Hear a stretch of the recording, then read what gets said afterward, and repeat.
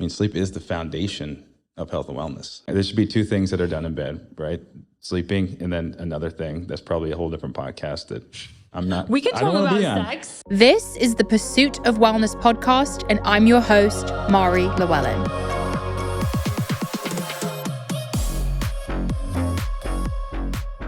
Guys, I'm so excited for today's episode. We are bringing back Todd Anderson for part 2, all things sleep. Todd is a sleep expert.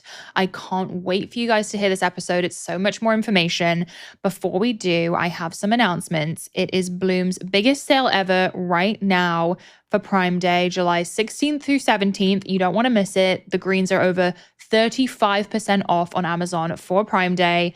If you're struggling with bloat or poor gut health, highly recommend you go grab them while you can. They sell out fast, so run, go try the colostrum for some added gut health benefits, and you don't want to miss it. So without further ado, today I'm talking to Todd Anderson for part 2. He is a former NFL conditioning coach and a sleep optimization expert and the Dream Recovery founder. I had so much more to discuss with Todd today. We talk sleep and performance optimization. We talk about his eye masks, his mouth tape, and so much more. Some of the topics we're going to discuss are the negative side of counting sheep, how to set yourself up for optimal sleep, clocks in the bedroom, controlled temperature during sleep, tools and product recommendations, red light bulbs, sauna and sweating, his suggestion for sleep tools like mouth tape and eye masks, supplements for sleep, thoughts on ashwagandha and cortisol control, sleep apnea, the effects of Ozempic on sleep, sleep's effect on hormone health, going to bed angry and the importance of morning routines, recommendations for new parents with babies, sleep patterns and being intentional about sleeping routines, mouth breathing and sleep issues, napping, is napping good for us, managing jet lag, wake up times and professional athletes, and so much more. I know you guys are going to absolutely love this episode. Todd is such a wealth of knowledge, and sleep really is the foundation of all things health. It benefits us in so many different ways. So I really hope you enjoy this episode. Don't forget to hit follow or subscribe so you never miss an episode. Leave a review, and if you enjoyed it, please, please, please share with a friend. I think we could all benefit from some more sleep knowledge. Okay, guys, welcome back to the show. Today, I am joined by Todd Anderson for part 2. If you missed part 1, Todd is a sleep and performance optimization expert and the founder of Dream Recovery, which is a sleep-focused brand with eye masks, mouth tape, and more. I am a big fan of the eye masks. Greg loves a nose strip, as you know. Today, we are going to dig even deeper into all things sleep and recovery. So, Todd, welcome back. Thanks for having me back. New city. New city. We were in Nashville I feel like we just spoke, a month ago? Well, we also spoke like 12 hours ago. Yeah, you were at my house. Yeah. We had a great time. So guys, Todd worked out with my husband, Greg. He was a beast. You were down there for 2 hours. Yeah, my chest is very sore today. Unwell. Yeah, we did a totally out of the norm workout too. So the gym was covered in sweat. I was like, wow, this is going to hard down here. So really glad we got to catch up. And I'd love to just pick up kind of where we left off because we spoke about sleep, kind of like the basics. We talked about HRV, recovery. Your HRV. My amazing HRV. Yep. Cold plunging. We talked about weight loss. So definitely go back if you guys want to hear that. I'd love to start by talking about how we can create the ideal environment for sleep. So how can we set up the bedroom in a way that's going to optimize our sleep? Yeah, I think that bedroom optimization is really easy because it doesn't really take any action beyond doing it once. Mm-hmm. So I think that anytime you can set something up that has like long-term benefits and not much effort, that's a huge win. And I think a lot of times with the bedroom, it can almost, the biggest change or setup of the bedroom is a mentality shift. Which is surprising. I think that, a lot of times people want to talk about, devices and blackout shades and stats and all this stuff. But I think the biggest thing is creating a space that's restful and meant for rest. And what I mean by that, specifically the bed.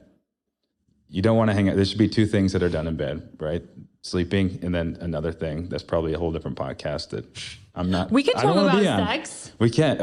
We can go into that, but no details. You weren't going to say eating, right? Yeah, totally. But don't eat. No one wants to eat in bed. I feel like that's like a So big sleep no-no. and sex. Yes, that's it. And I think that you want to create a space of restfulness. So going beyond that is being awake in bed. And so I think a big mistake people make is when they can't sleep, they just sit there and they wrestle with it and they toss and turn and think about it. And then they start thinking about how they can't sleep, and then you really can't fall asleep. Yeah. And the more you think about sleep, the less you're actually going to be able to. Like they did studies on counting sheep, and you actually fall asleep slower by counting sheep because it brings awareness to the fact you can't sleep. I have a hard time with this because I have a very obsessive personality and I get locked onto thinking about things. Yeah. And I will get obsessed with the fact that I'm not sleeping. But it doesn't happen to me that often. Like it happens to me when I have too much caffeine. Yeah, oh yeah. Or if I have like a mushroom chocolate that day. That makes sense. I don't know if I'm allowed to talk about that, but I just do. Yeah. Yeah. Yeah. I mean, I feel like it's so common nowadays. But yeah, it's the best thing you can do is get up and get out of that space, because that should be sacred. So anytime you think about anytime you get in your bed, you want to feel like you're ready to fall asleep and super chill and relaxed, and almost like all your stresses are wiped away. And the more you do that and more intentional you're with that, the faster and faster you'll fall asleep. And the less you'll probably be able to not fall asleep in the middle of the night or go back to sleep, because it's amazing how good our brain is at connecting spaces and subconsciously connecting them and associating behavior.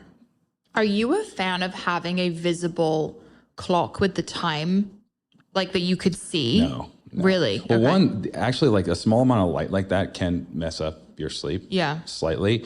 And that's one of the first questions, people will say, I wake up at 4:00 in the morning every day and I can't fall back asleep.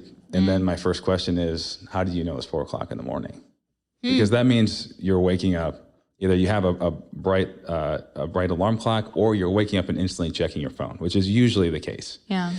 And so really the best way to go about it is you don't really want to know what time it is until you wake up. And that creates this, at first it's a little anxiety driving because you're kind of uncertain and you think you need to know, but when you really think about it, if it's before you want to wake up, it's always beneficial to get more sleep. And it's not going to change how you approach that. So there really is no benefit in knowing that. And so it's really freeing. Yeah. To just treat it the same and go back to sleep, because everyone's going to get up and go to the bathroom or something, but limiting that is super useful.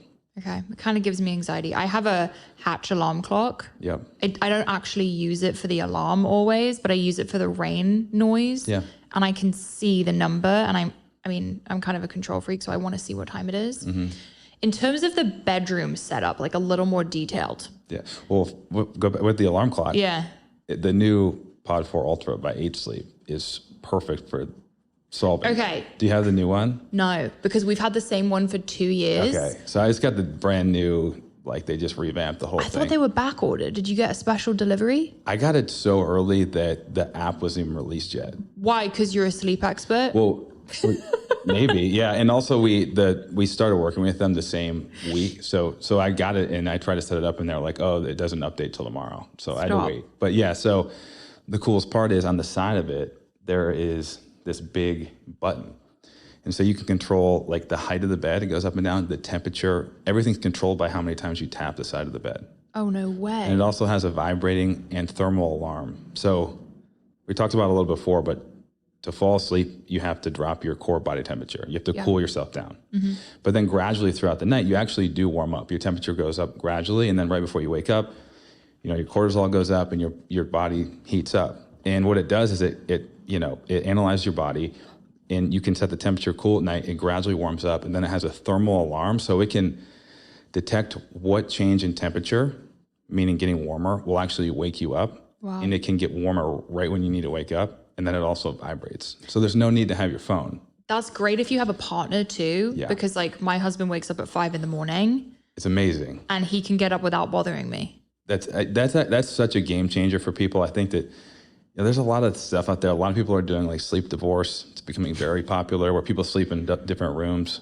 Yeah. That famous podcast duo, Abby and Matt, sleep separately. And I get it from like a logical perspective. I guess I'm a little old school in the fact that I think that sleeping in the same bed means more. It stands for something as far as relationship goes.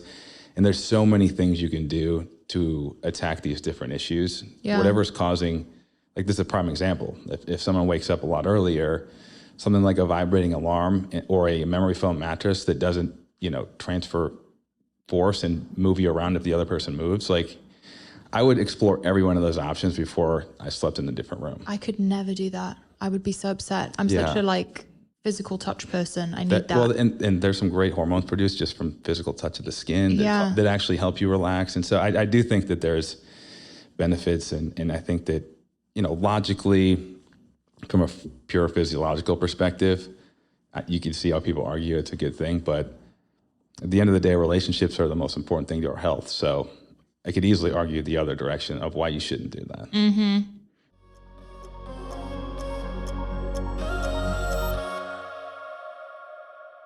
This show is sponsored by BetterHelp. Therapy has been such a key tool for me with emotional regulation. I've been through so much in my life with, various stresses, big, small, life changes. And I think therapy has been the thing that's really gotten me through it all. Even now, when I feel like my life is going well, I like to have this touch base where I get an unbiased opinion. I can really just get things off my chest.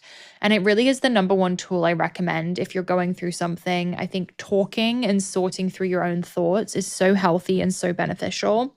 It also has really helped me with setting boundaries, figuring out what relationships are best for me in my life, and just overall enhancing my self-love and improving my life.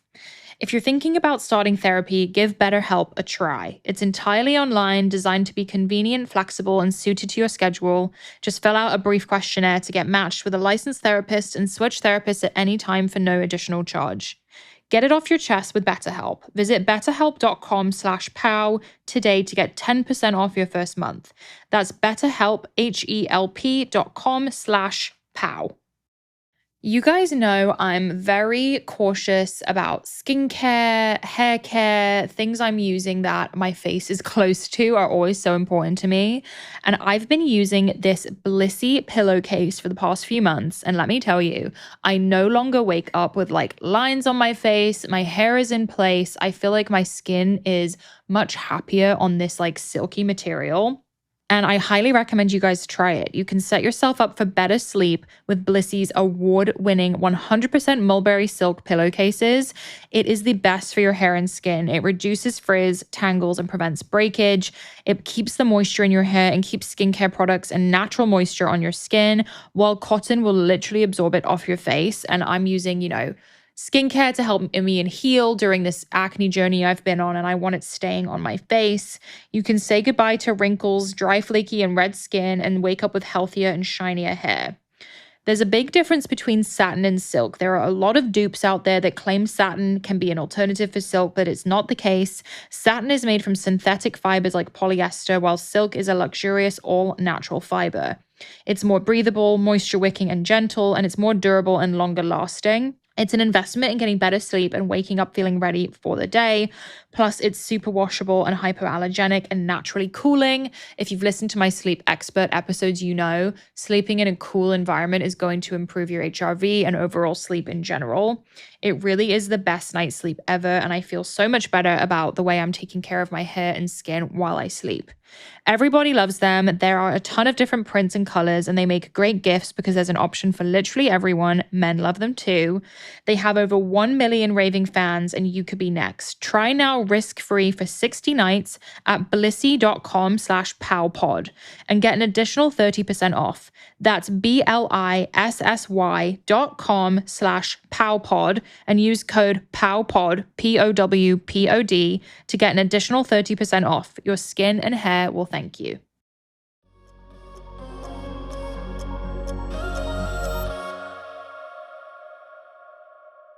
Fee, can you make sure I get that new 8 sleep thing? Yes. I'm jealous. It's crazy. We're waiting for a replacement of the what is it? Like the generator. Yeah, something broke, and Greg's like super upset about it, and it's back ordered. He's like devastated. Oh, that makes sense. Yeah. Well, good for them. It's back ordered, but that sucks for you guys. Yeah, it does. No, but it's. So you work with them. I do, but unbiasedly, I would 100% have that even if I didn't work with them. Yeah, I had it for 2 years prior to working with them. Obsessed. Yeah. So let's talk about more tools you can use in the bedroom. For example, I know tools. This whole conversation sounds like... Yeah, go ahead. Like blackout shades, for example. I have red light bulbs in my lamps. That's great. Which... You saw my house. My bedroom is glass. Yeah, that's tough to manage. Yeah, it's tough. And when the red light bulbs are on, it looks like a weird situation's going down. That seems to keep coming up. So maybe it is. But yeah, I mean, you have pretty much the hardest setup to control. Well, that's why I do love the sleep mask. I know. It's not really the actual mask. It's just so easy to control the situation. A sleep mask is great too, because if you get accustomed to it in your bed, you can then travel with it. The best. So Greg falls asleep the second he hits the plane seat, the second, because he puts his eye mask on. Yeah, and that's similar to like, creating that space of the bed being a place of rest. Mm-hmm. The sleep mask is another psychological trigger. Mm-hmm. And so when they do studies on sleep masks, they don't always come out amazing. There's some great studies on them in the hospital setting specifically, because there's so much going on in the ER or the ICU. But if you just have someone wear a sleep mask one day and not the other day, it doesn't work great. But it's more about when people get really used to it, it becomes part of their routine. It's a trigger and it instantly happens. And the other thing I love is scents. So we'll eventually come out with like a pillow spray, because scent is so closely linked to memory. It's the most impactful. So if you can also create a scent of the bedroom specific to the bedroom, not your whole house, that will also create a restful space. Oh, that's a good idea. And you guys already have the silk pillowcases. Yeah. So if you combine that with there's already some out there. We're developing the scent. It's hard. Scents are hard because it's like it's polarizing. People love it or hate it, but it can be very subtle. It can just be like a lavender oil or something, but something that's unique to your bedroom. Yeah. And that will also help trigger that. What do you think about my red light bulbs? Like, is that crazy? No, that's great. I mean, the best is, if you're going to go all out optimizing, the best would be to really have light bulbs that change color. And then gradually have your whole house taper to red throughout the evening, just like the sun going down. Like that's the best of both worlds. But yeah, red is the least invigorating for your brain. Mm-hmm. So you can get away with, still being able to see, but also being, very low impact. There's another great thing in some hotels, like the Equinox Hotel has these in New York City, is having motion activated lights under your bed and red ones. So like when your foot hits the ground, the lights turn on and it's pointed at the ground. So there's almost no light entering your eyes, just enough to see to the bathroom. And that can be, that's awesome. And they're actually you can buy those on Amazon for like $30. That hotel also has separate duvets. Oh yeah. For each side of the bed. That hotel, they crushed it. I love it. You hit the sleep button and everything just shuts down. Yeah. One hotel is similar. And the blackout shades, and you can't really hear anything from the street, which in New York is crazy. They actually soundproof the rooms. Wow. Okay, so you frequent that hotel? Because I do too. Yes. Obsessed. Yes. It's amazing. I mean, the coolest part is the glass in the bathroom, how you can Yeah. And they have all the supplements in the cabinet. I know. And they have workout clothes and the gym. Mm-hmm. The gym is huge. That's like my favorite gym, with the saunas outside on the balcony. I have yet to use the sauna, because last time I went there, it was Christmas. So it wasn't really sauna weather, That's when they're out there. No, I guess. They're only out there in the winter. Now that I'm thinking about it, it was actually perfect for that. But it just felt they're really not out there in the summer. Really? No. Because it's too hot? Yeah. I actually went in the sauna last night, and it was really hot here yesterday, and it kind of felt weird. It's hot here. You probably so you know how you worked out in the garage and it was really hot down there and you sweat a ton? Mm-hmm. To you, is that the same thing as the sauna?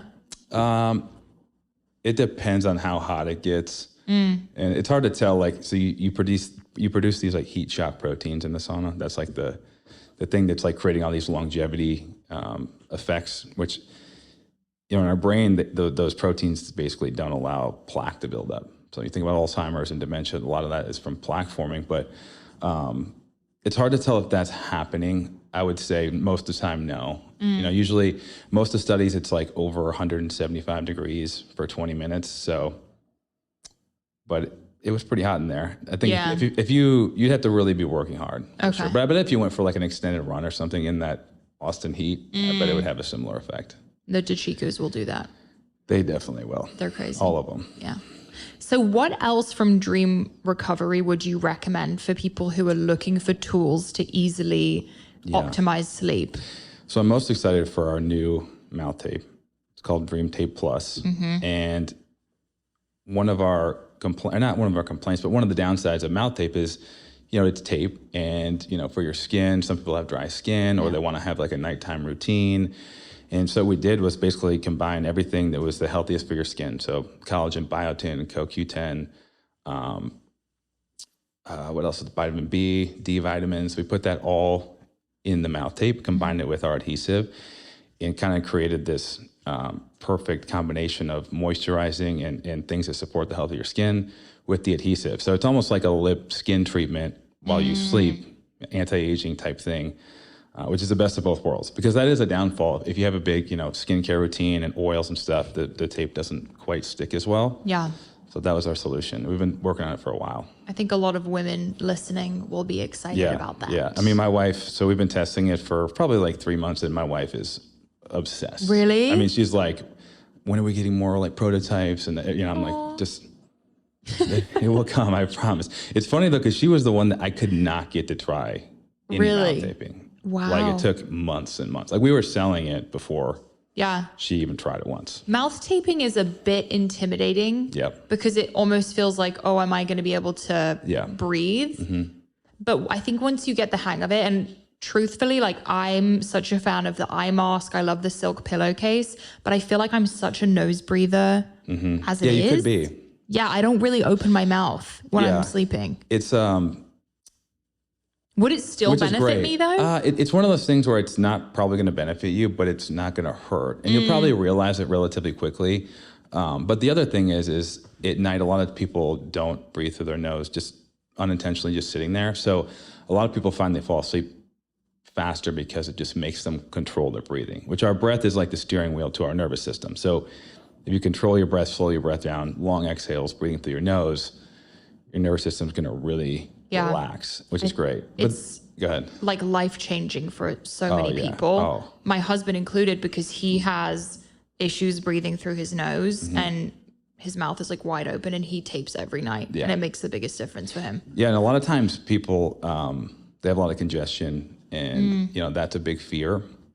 So we always recommend trying it when you're sitting on the couch. Well, now with the new mouth tape, you can almost think of it as doing like a lip treatment, but just sit there and kind of, allow yourself to calm down and breathe and relax. And oftentimes the congestion alleviates, because when you're breathing out of your mouth chronically, your brain is interpreting that as like, I need to breathe out of my mouth. So it will often create congestion to almost block that. So you're just, expelling a ton of oxygen and breathing through your mouth. So a lot of times people are worried about congestion, but they sit there with mouth tape on and control their breathing, which they never probably do. And all of a sudden the congestion starts to alleviate. Yeah. And then the other part you can do is we have the small strips, which are unique. Yes. No one else has those, which is the best of both worlds, because it makes you breathe out of your nose. They're secure, but it's not as scary. Like you can talk with them on, you can pull one end up and talk. We have a lot of moms that use those, because if they're breastfeeding, they'll get up, they'll just pull the bottom off. They can talk, do whatever. Yeah. And then just pop it back down when they're done. Oh, smart. Yeah. Yeah. Greg will try to speak to me with the full tape on, and I'm like, babe, what if a murderer comes in? I won't be able to communicate with you. I have a feeling, well, you'll be able to. He just won't be able to. He'll take action. Knowing him, he'll take action. He'll be fine. He's going to be like blind with his mouth tape on. Yeah, he'll just start swinging. What about supplements for sleep? Supplements are, it's such a mixed bag. I mean, there's so much information out there. I work with Momentous. They have like a sleep pack that's super basic. And I think that's the biggest thing is there's so many gummies and different powders and stuff like that. But you want to stick to things that support your natural sleep cycles. They don't sedate you.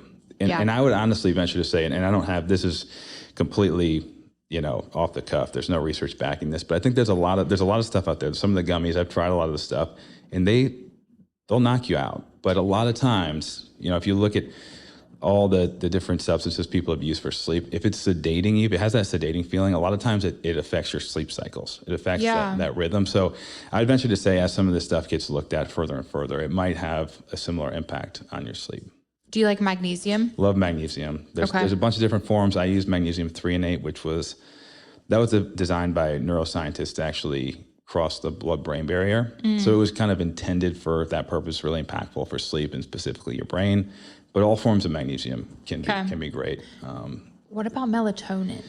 Yeah. Did we talk about that last time? We did a little bit. I mean, melatonin, it's interesting. It's like melatonin does a ton of great stuff in the body. It's a powerful antioxidant. There's been some anti-cancer research, but on the flip side, it's something your body produces naturally. And it's produced from the absence of light. So when you create these bedtime routines and do things the right way and control the light like you're talking about, a lot of times everything falls into place.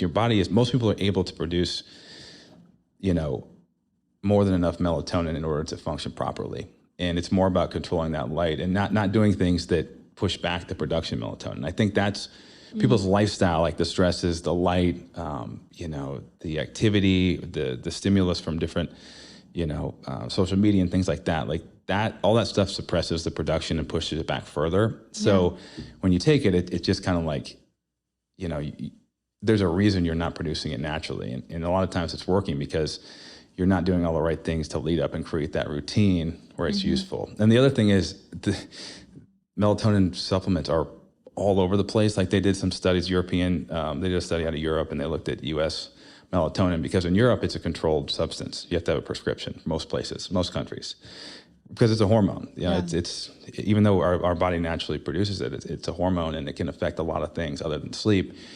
And they looked at US melatonin. I think like the range of the dosage listed was like 450%. So like 4.5 times down to, negative 85%. So it only had 15% of what was listed. So it's a real roll of the dice, and there doesn't seem to be a lot of negatives, but I think, anytime you can create a natural pattern with your hormone production and control the environment, that's always a much healthier, holistic route. I'm curious what you think about ashwagandha, because I had Dr. Sarah Gottfried on the show, and she recommended this cortisol manager for me because I have like horrible stress patterns. And I tried it and I didn't realize it had ashwagandha in it, and it was putting me out. And I felt weird the next day even. Yeah. And then my husband told me it's sort of comparable to an SSRI. Yeah, the research on it's a little all over the place, and people have different reactions. Okay. I don't think it's something you can across the board be like, it's great for everybody. And it's, for a lot of people, it's sedating and it's thrown into a lot of things because it's like a trendy ingredient. But, well, I guess I'm curious, like when you say you're very stressed, right? So like when you say like cortisol control, what led you to believe you needed like to control your cortisol? I think not to put you on the spot. No, it's a good question. I definitely am a little bit addicted to stress and work and kind of keeping myself going 24/7 and staying busy. Like a free gap in my schedule is not my favorite thing. I think I've gotten a ton better recently. Like in LA, my life was just full work 24/7. But I think my cortisol patterns are actually okay. And I sleep pretty well. So I'm not really sure that I needed it. Well, that was why I asked that, is because first off, cortisol is a hormone that's really useful, right? Like it should be high in the morning. It's one of the things that wakes us up, and it just should taper off throughout the day and in areas of high stress, meaning like also exercise, like good stresses. Yeah. You want it to come up and down. So it's more about, is it chronically elevated, and is it impacting your day-to-day and how you feel? And so a lot of times, like a cortisol saliva test is a great test. And they're $60, and you test different times throughout the day. Because Dutch tests? There's different, all different. But the biggest thing is, how is it rising and falling? Is it high at the right times? Is it low at the right times? Because you can also feel stressed, I think, psychologically, but not have like a physiological response like that, which means you're probably managing it well. I think that was me. Which is totally fair. So just to jump into something that's going to start affecting that, I always like try to go with some blood work or data or some type of, North Star to lead supplementation.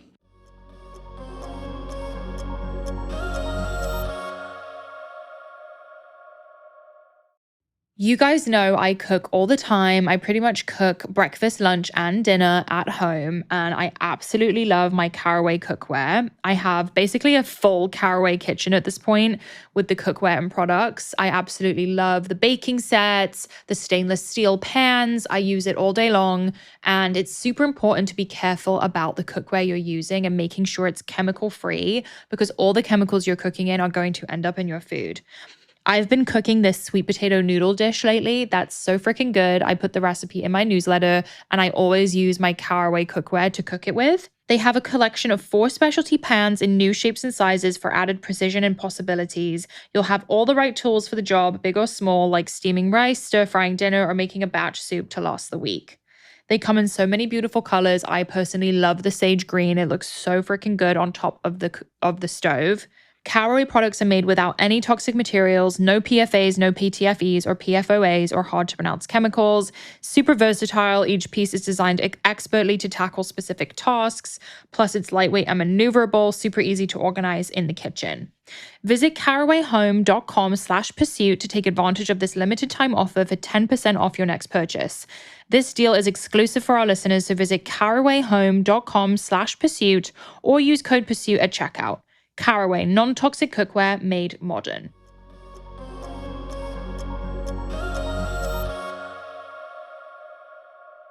Yeah, I think cortisol is like a really trendy word So trendy right now, and it's easy to think that you might have a cortisol issue. You'll be shocked too. So many people I run into, especially athletes, their cortisol is actually very low. Like they're tired in the morning and they can't wake up, and they'll get blood work done or do a saliva test, and it's rock bottom in the morning, which is the opposite, which is just as much of an issue as having it be too high. Yeah. So I think it's trendy, and people try to attack it, and they just assume if they feel like the feeling of stress that's going to be high, but that's not always the case. Could be the opposite. It could just be how things are flowing throughout the day. So I think it's always good to get a baseline, and that's like with sleep too. It's like I really think that sleep studies should be the new blood work, because it's kind of like blood work. Like, let's say you felt great your whole life, and then you're 40 years old and you don't feel very good. Well, if you go get blood work, you can compare that to the norms of the population, but you don't really know what you were at before when you felt good. So it's not that useful. The same with a sleep study. It's like, get one done when you're younger, make sure everything's okay, see where you're at, see if there's any breathing disturbances, because the impact of sleep apnea long-term is horrible. And it goes wildly underdiagnosed because people just don't prescribe that. People don't do that. It's not the first step people take into assessing their health. And it really, sleep is the foundation of health and wellness. I don't really understand sleep apnea. Like, how do you know when you have it? Well, that's the hard part is a lot of times people don't find out until they have symptoms from chronic disruption in sleep. It's not actually like you don't wake up necessarily, you might feel fine. And then because maybe there's weight gain or there's hormone issues or, a whole bunch of things can happen in your life. Maybe it's mental health issues. Then things start to point to sleep apnea and you start peeling back the layers. But like for me, for example, I was an athlete, slept well my whole life, always prioritized sleep, don't snore. I really don't have any issues. I broke my nose a couple times. If there's a head on camera, you'll be able to see it goes that way. But I don't have any deviated septum. I can breathe fine. So I thought I was great, no problem. And then when we started doing the mouth taping, I've been mouth taping for about 4 years. I was like, I feel so much better. And so Dream Recovery started, and I'm like, I want to really dive into why do I feel so much better? I know it's working. I know it's so impactful because it's night and day difference. And so I did 2 sleep studies, one without the tape, one with the tape. And when I did it without the tape, I was diagnosed with moderate sleep apnea. Had no idea. I had 86 disturbances throughout the night, so stopped breathing. My sleep cycles were all over the place. My heart rate was up and down. And then I did it with the mouth tape, and it alleviated the entire thing. My sleep was perfect.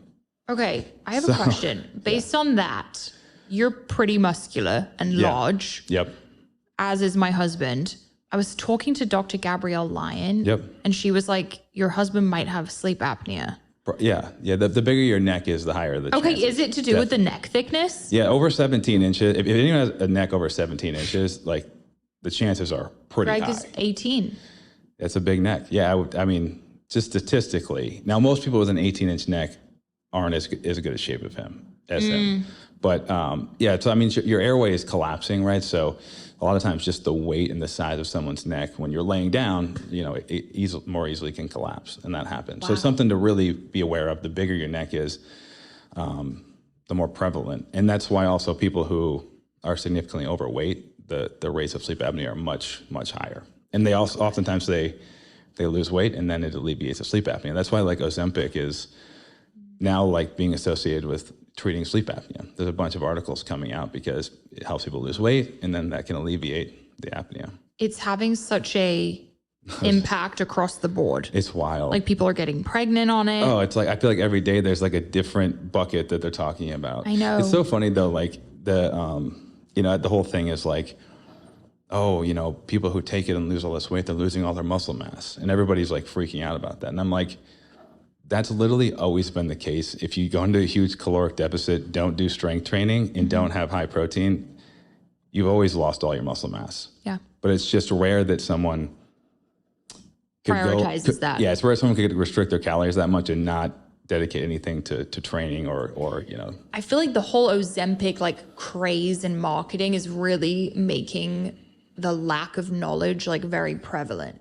Does that make sense? Like, of course, people are sleeping better, getting pregnant, because overall. Yeah, it's the same as kind of, it's like a cheat code for a healthy lifestyle in like a weird way. It's like the same thing if you lost weight and got healthier, the benefits that come from that. I mean, sure, maybe there's like an insulin aspect to it. Yeah, for sure. That's having an impact, but it is really interesting to see like people's response to it. Yeah, it's also interesting to see, since the United States is one of the only countries that allows pharmaceuticals to advertise, how much it's absolutely exploded. My dad thinks it's insane. I mean, I think it's insane. I mean, you shouldn't be walking in. I don't think, you shouldn't be in charge of your healthcare from a prescription perspective. I don't know. It's wild. It feels weird, but but I do think, we both talked about our weight loss journey. It's like,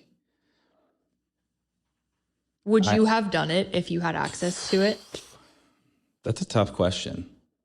Like, get in that mindset that you were in. Yeah, I would have done anything to get out of that space, for sure. But I think when like I made that mentality shift, I don't know if I would have, because I was like, once I saw that picture we talked about, I was so dialed in. Like there was nothing that was going to derail me, because I couldn't live with that. Yeah. And so at that point, no, but before I bet I would have. And that's the thing, is I have a friend that is taking it. And we've had a lot of talks about it. And she's telling me about before she's went out, like how she feels like getting dressed and stuff. And I'm like, I don't care. Like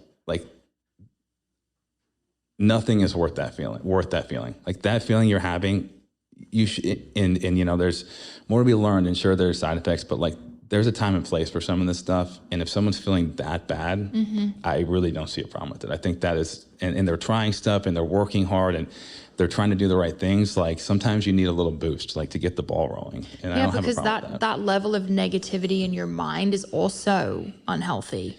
And yeah, life is short. You don't know how long you're going to be here. So living one more day, if it's bringing you that low, nothing's worth that. Yeah.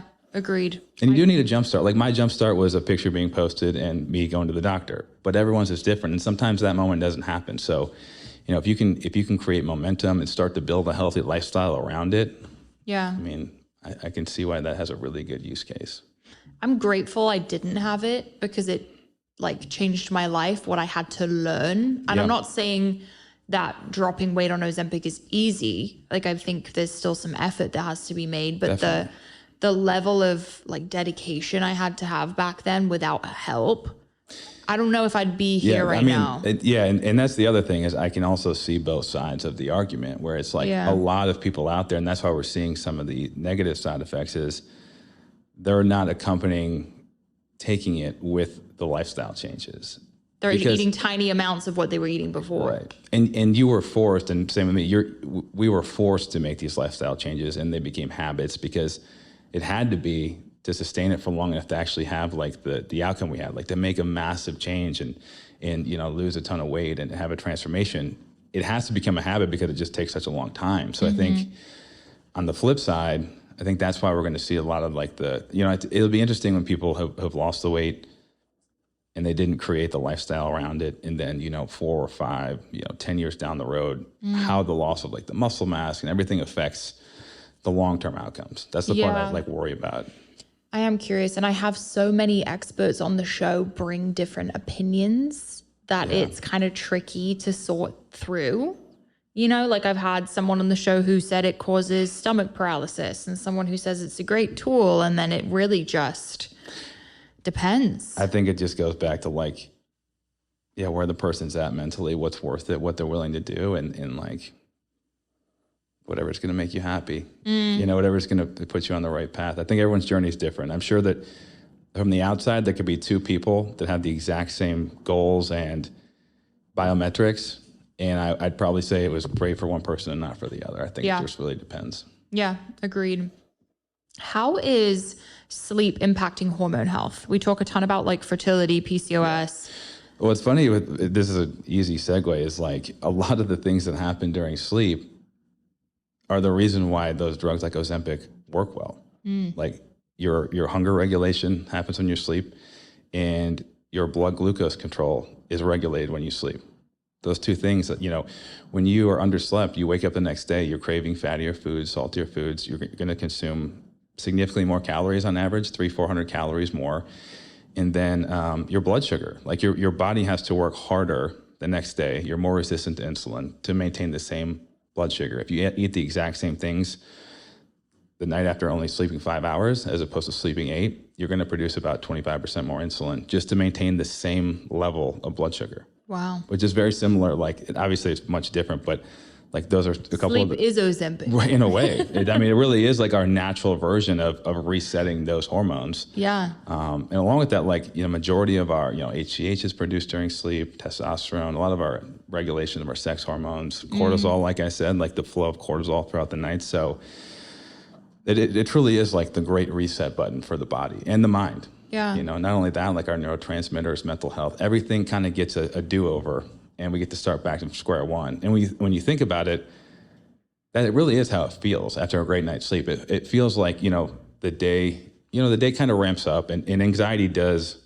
ramp up throughout the day. That's kind of how our brain works. And you wake up, you have this clarity, and you kind of have optimism, and things just all come together. And that's because everything does reset. Yeah.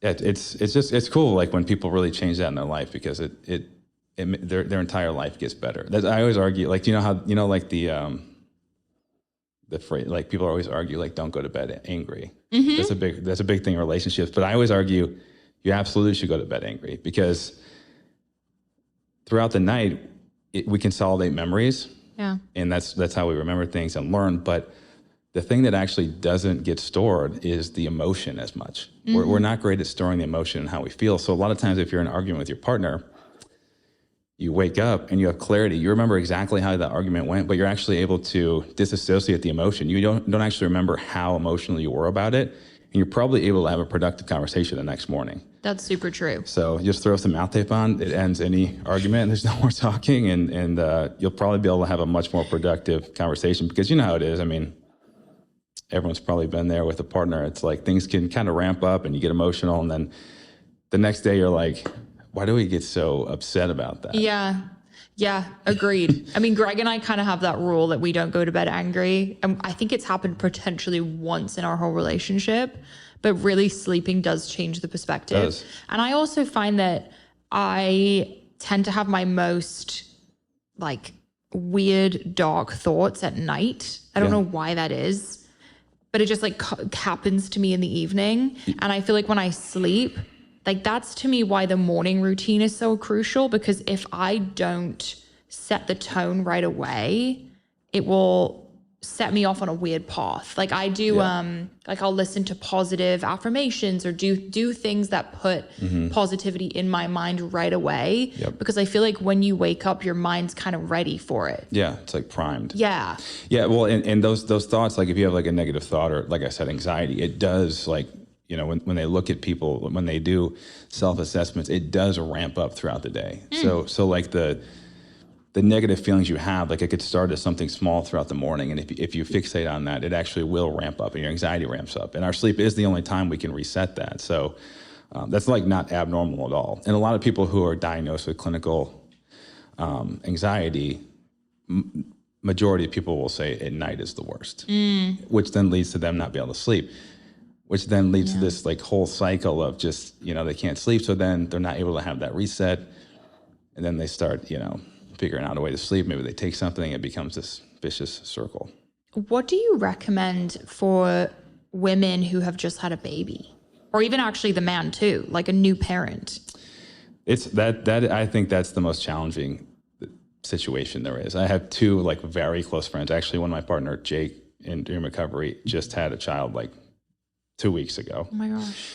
And I think just as a parent, I think having the expectation that the first few weeks, the first month's going to be really bad. But I think a couple tools. It's like one, I think having conversations up front about, you know, how things are going to go, responsibilities, you know, just getting on the same page is always a great asset. And then I think it's about like how to like really dialing in the quality, right? Like, you know, the quantity is going to be going to take a hit. Okay, so how do I like really optimize, really think about these things, like the light and the sound and, you know, our schedule and even the vibrating alarm. Like if you're going to alternate who gets up, like those things, earplugs can be useful. Like thinking through those things and figuring out, okay, if I only am going to get 4 hours of sleep, like I have to make this sleep the best sleep possible. Yeah. As opposed to, I think a lot of times with parents, what they do is they'll kind of just like get it when they can. And again, for anyone out there, I'm not a parent yet, working on it, but, and I'm not saying I can relate to this, but I've seen a lot and read a lot is a lot of times people just, you know, get sleep where they can. They'll just like crash on the couch for an hour while the baby's sleeping, things like that. So instead of that, being super intentional and sleeping when the baby is sleeping. Like if you have the ability to sleep when the baby is sleeping and actually like get in bed, sleep mask, like real sleep, not where you're just like on a chair, like kind of not actually getting some real sleep. Like you can combat, like that'll make a big difference. You know, 90 minutes of sleep where before you were kind of in and out of sleep, that's a huge difference if cumulatively over a month, 2 months, 3 months. So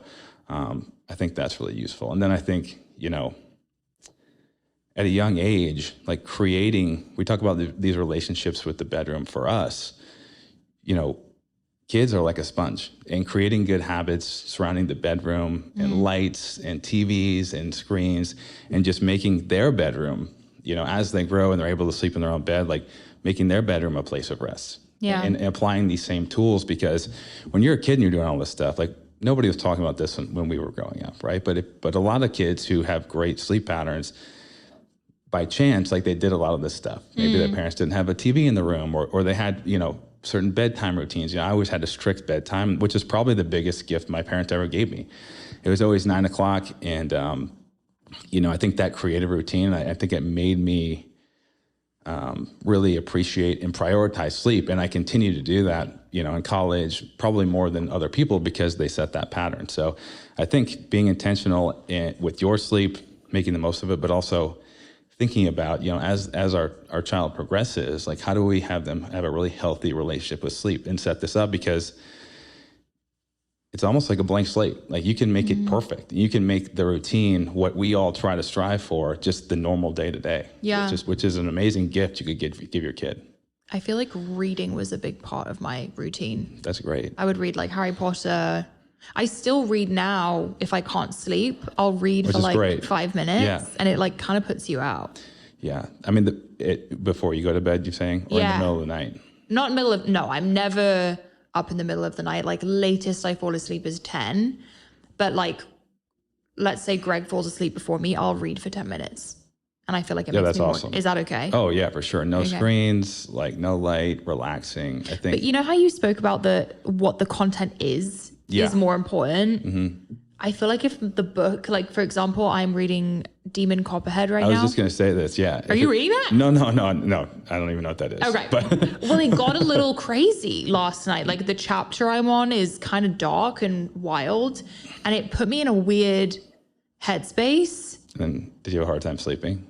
It just like threw me off. Yeah. Yeah, that can happen. So that's what I was going to say is I tend to read like pretty nerdy stuff and nonfiction stuff, but it could be similar to content. Like, yeah, if you're emotional about it, and that's what we're finding out is like, there are some studies done about light and blue light blocking glass and all this stuff. And everyone was just like got on board with the impact that blue light has on sleep. But then some other stuff is coming out and it seems to be like the content you're consuming is more impactful. And then also like things like some background noise, or some people have a TV on and they always have, and they associate that with like relaxation and bedtime. And so it's a little more gray than previously thought.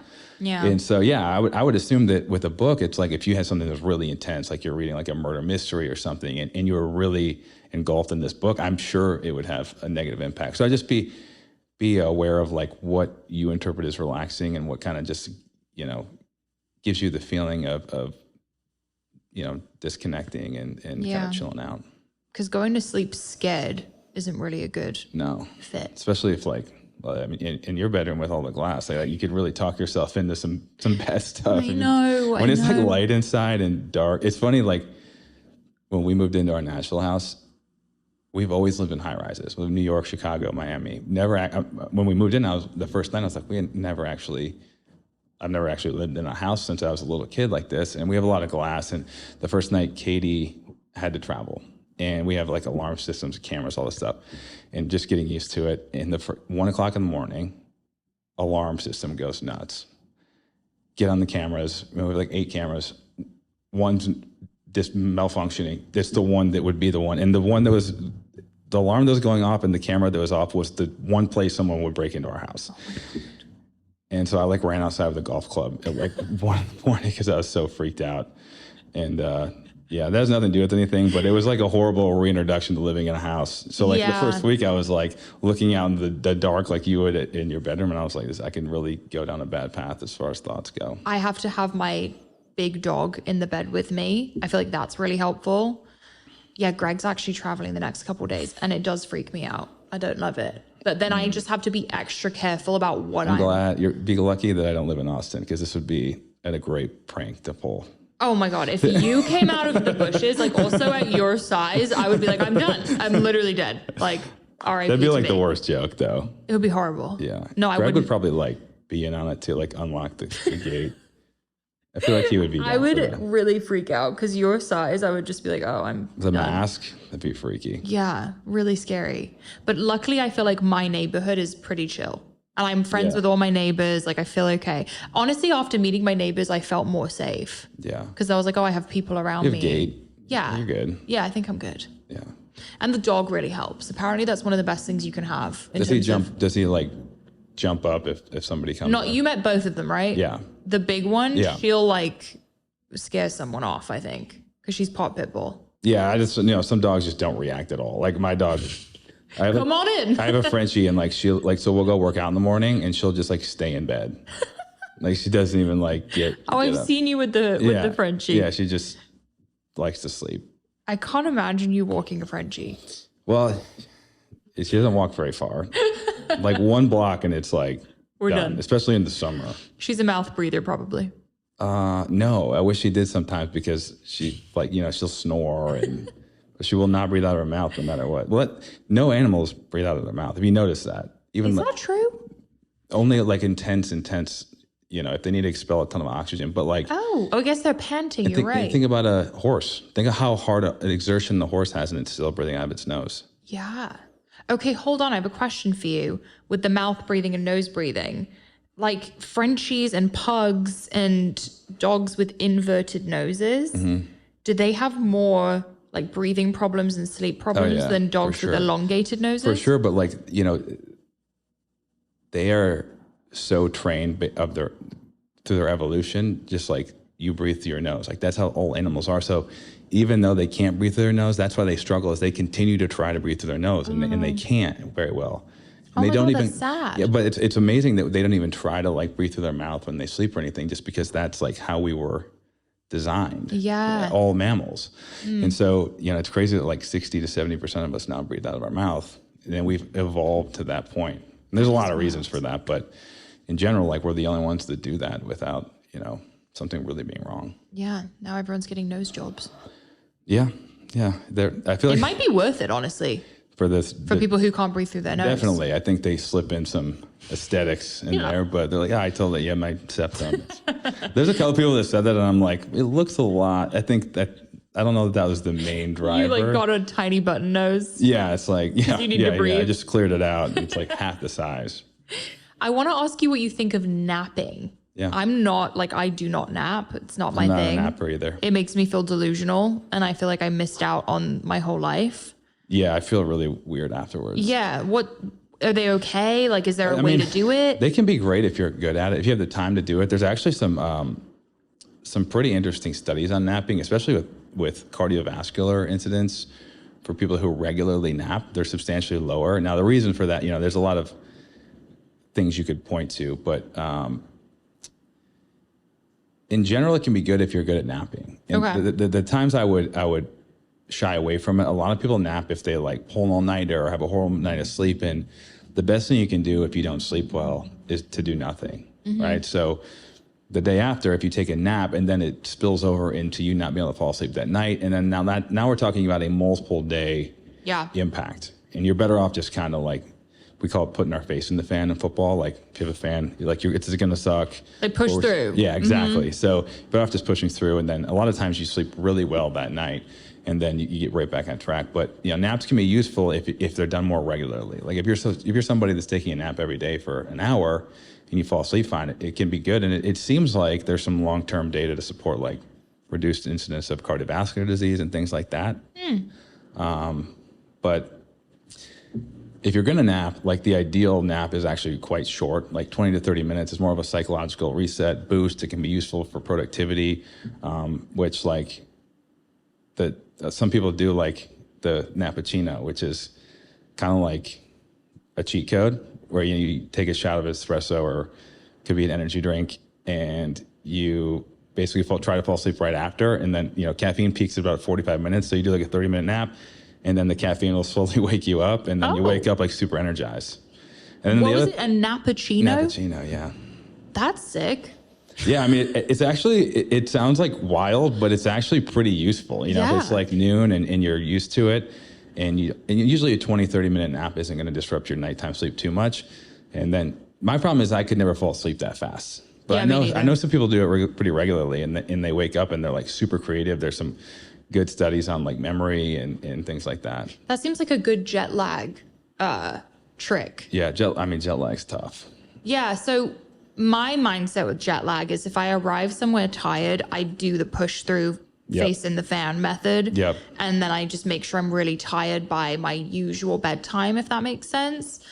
But I guess usual bedtime that you are going to, or you normally are on. Like, let's say I go to the UK and I land in the morning and I'm like, I'm exhausted. I won't nap because I want to make sure I'm asleep by 9. Yeah. Which is my usual bedtime. And that's the fastest way to adjust. Yeah. And it's also much easier for us to push, like to stay up later than to fall asleep earlier. That's really hard to do because like our hormone production is so regular with that, and our meal timing and everything involved, it's tough. But as I'm sure you've experienced, like it's not that hard to stay up a couple hours later. Like on the weekend, even you go out and it's easy to stay up later. So I think utilizing that, some people will try to do it the opposite way, where they're like, I'm going to land and try to adjust the new time zone and then go to bed really early. And that's really tough to do, especially going, west to east. Like if you're going to the UK, that's the harder adjustment for sure. So for every day, so if you're going west to east, like if you're going to the UK, you can pretty much adjust one time zone per day, rule of thumb. Okay. So like if you go 3 time zones, 3 days. But if you go the opposite direction, if you go east to west, you can do about 2 time zones per day. So like New York to LA, a lot of people are pretty pretty back to normal after like 2 days. Okay. Oh, I see what you're saying. Because it's easier to stay up later. Because you go west, you're actually just pushing and staying up a couple hours later as opposed to trying to go to bed earlier. Yeah. Like some time zone switches are actually helpful because you get tired early. Yep. I like that. Yeah. Way better. You know, when we moved. I love that. Yeah, when we moved. That's why I like going to LA. Like, especially when I was on the East Coast, it was like you wake up super early, you have more energy. That was actually what started mine and Greg's like 5 a.m. wake up journey. Was we moved from New York to LA and we were waking up so early. So you're like, let's just stay on this train. Yeah, it was great. It is nice. I will say, I'm not a super early like guy waking up, but it is nice when you're adjusted like that. I just never really stick to it. What time do you wake up? Usually 6:30.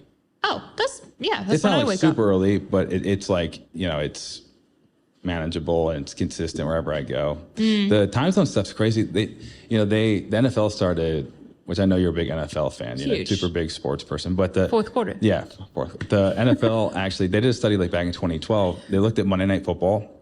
So that's the game on Monday night, but it's big game, always played at 8 p.m. Eastern time. So they did this big study and they found that when an East Coast team played a West Coast team on Eastern time zone, right? So that's 5 p.m. for the West Coast team. Yeah. The West Coast team won 75% of the games. Wow. Which is insane. Throw the records out across the board.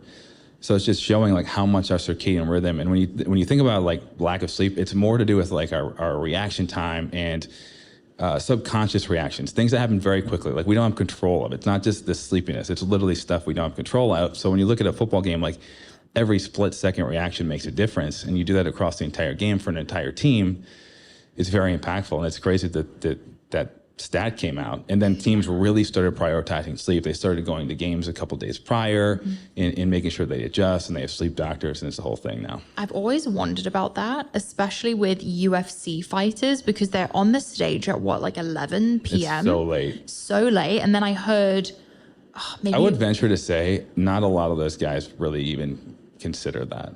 We work with a UFC fighter. You don't think they think about it? Not as much as you'd expect. I think it was Conor McGregor. I might be wrong, but he only trains. Oh yeah, he trains at night because that's the time he goes used to it. Yeah, that makes a lot of sense. We actually work with the UFC fighter Sean Brady, and he used our mouth tape. He bought it, no idea, and then he went on Joe Rogan and started talking about it and had no idea. And so now we work with him, and it's cool like how much it's helped him. But he trains earlier in the day, but it would make sense like prior to the fight, a month out to start training earlier in the day. But on the flip side, it's like, I'm sure like you're going into like a battle. I'm sure the that adrenaline. Like, you just have so much, so much energy.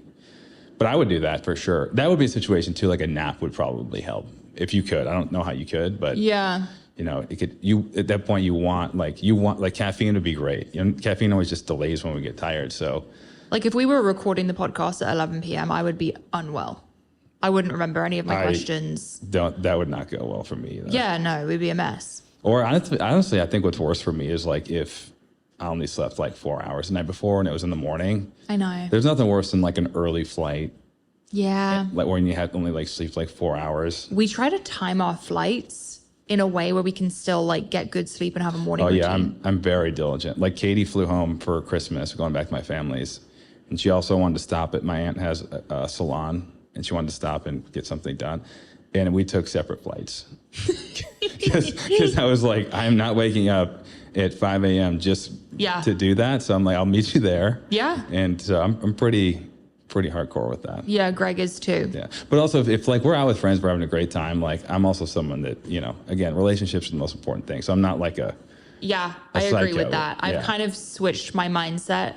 Because in LA, I was so diligent with my routine. And now I'm like, let me have a social life for a second and make some connections. Yeah, balance is very important. And then I think you just stress about it less. You relax. You realize you're fine. Like you stay up a little late, you're fine. Everything will be okay. Fine. Some days you're not fine, but it's been a few days I'm not fine. So can you tell us about your new podcast? Do you want to talk about it? Sure, yeah. I'm recording the first episode next week. I'm not for sure on the launch date of it. Okay. It'll probably be around a month from now, but yeah, it's in the sauna. It's called Beat the Heat. It basically will be like Hot Ones, the Wings show sauna version. So we'll start at 170, goes up 10 degrees every 5 minutes. And then either you make it to 2:30 for 30 minutes or you don't. And then every 5 minutes, there'll be a trivia question. And if you get it wrong, I put water on the rocks. Insane. It'll be pretty fun. It'll be crazy. I would love to do it one day. You heard it here. I think you'd be surprised. I'm pretty good. I think you'd do well. I think I'd do okay. I think you'd also be really funny. I think it's going to get really funny when it gets really hot. Yeah, because if 2:30 is... It's a lot, but I have a crazy husband, so I'm kind of like conditioned at this point. Yeah, I mean, you put the reps in. Like you're primed. Like I've done 2:30. But this is the thing that people don't realize is like even like 170 for 25, 30 minutes, it wears you down. Wait, how long is an episode? 30 minutes. Okay. So you start, it ramps up. Okay. But it's just, I think that, yes, like 2:30 for 15 minutes is like really hard and doable. But the ramp up wears you down more than you think. Okay. And then I also like can't tap out. That's one thing I'm like, I have to beat everyone. You're the Chris Evans. Is that his name? Sean Evans. Yeah. Like the one eating all the wings. Yeah, he can't like waver. You need to be chill and know your questions. Yeah, like, I mean, I guess it would be funny if I started breaking down, but I mean, I'm very good at the sauna. I'm confident, but you have good days and bad days. Same with anything else. And so I'm going to I got some tricks up my sleeve to make sure I'm ready. And ice packs? No, I won't do that. That's like, I feel like that's cheating. Yeah, it's cheating. Unless it's for fertility reasons. Yeah, I was going to say Greg does one. Yeah. Which we are doing. But yeah, there's some tricks. You could do some cold plunge before and like really cool yourself down. Amazing. Yeah. Well, Todd, thank you for coming on for part 2. Yeah, thank you. Can you remind everyone where they can find you online? Where can they buy Dream Recovery? Yeah, so just Todd Anderson on Instagram. I try to message anybody back that has sleep questions. We're on Amazon, but just, our website's probably the best place to go for subscriptions, just dreamrecovery.io. And yeah, be on the lookout for some cool stuff coming out. Thank you, Todd. Yeah.